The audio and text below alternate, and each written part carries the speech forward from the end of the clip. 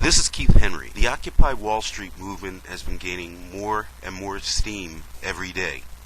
I see this as an extremely positive sign of a realization, a grassroots realization that we've been getting a raw deal. The recent audit of the Federal Reserve that showed $16 trillion, that's trillion with a T, in illegal bailouts to the big banks was shocking to many. The $1 trillion that we thought was so huge was trumped many times over by behind-the-scenes secretive negotiations between the banks and the government using our money as if it belongs to them.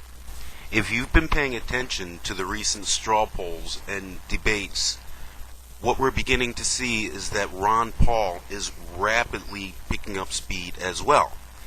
It almost seems as if these two elements of our changing society, that is, the Occupy Wall Street movement and the movement, if you will, for honesty and accountability in government, are happening simultaneously.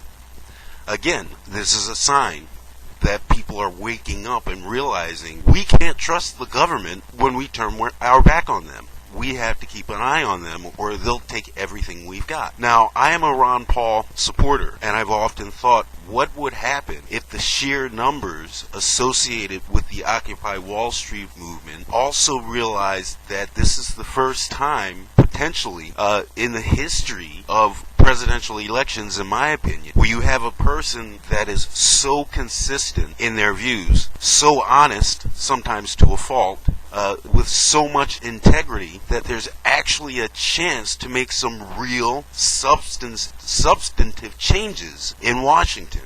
Many people look at Ron Paul and they say, well, he's a nut, he's a kook, he's too extreme, and these are issues in my mind that are arguable. The important thing is, here's a man who is really behind the idea of quote-unquote occupying Wall Street, in the sense that let's collectively and individually say what's happening in this country is not acceptable.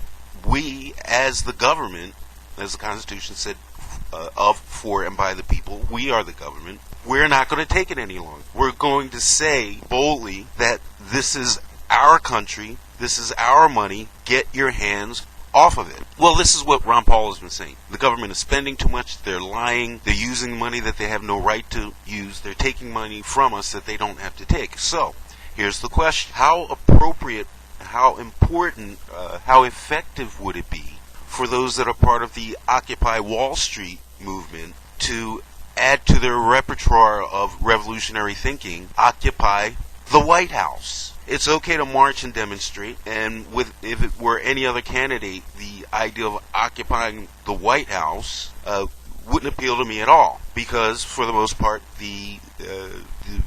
our government representatives, the presidents, the congressmen, etc., they get up on national TV and lie through their teeth, and it soon becomes apparent that the things that they say they believe in, they don't believe it at all. They're just saying it to get people to vote for them. Now, in all fairness, there's a possibility that Ron Paul falls into this category, but his record doesn't give me any reason to believe that. He's been saying the same thing for 30 years. He's been consistent. His congressional voting record, his personal ethic, his running platform for the last 30 years has been the same. So this is an appeal to the Occupy Wall Streeters to look at the election of Ron Paul as an extremely viable means of getting their grievances addressed by getting behind a leader that honestly believes what they're doing. This is an appeal to the Occupy Wall Streeters to get behind Ron Paul and to realize that his message and your concerns are exactly the same. This is an appeal for the Occupy Wall Streeters to consolidate their energy into a move that now, according to every indication, could possibly put Ron Paul in the White House. The myth that Ron Paul is unelectable is gone. All the polls show it. The debate results show it. People want real change, not imagined change. While no candidate is perfect, and everyone has different views on different subjects, here's a man who I believe is extremely consistent and is for the American people, not big government, because he doesn't want anything from them. Could he be just another clever distraction? Possibly. But I believe, as many people do, that this is a man who's not the Messiah, not on his own someone who's going to change the world, but someone that is going to listen to us as we stand up and take our responsibility and demand our rights and demand our money back. This is a man as president that will support those demands, that will support that position. So whether you love Ron Paul or hate him, I urge you to consider the possibility that Ron Paul is in the unique position to leverage the true beliefs, the true desires of the American people, and put policies into play, introduce legislation that's what the people want, not what he wants and not what big business wants. Think about it. Occupy the White House. Thank you for listening.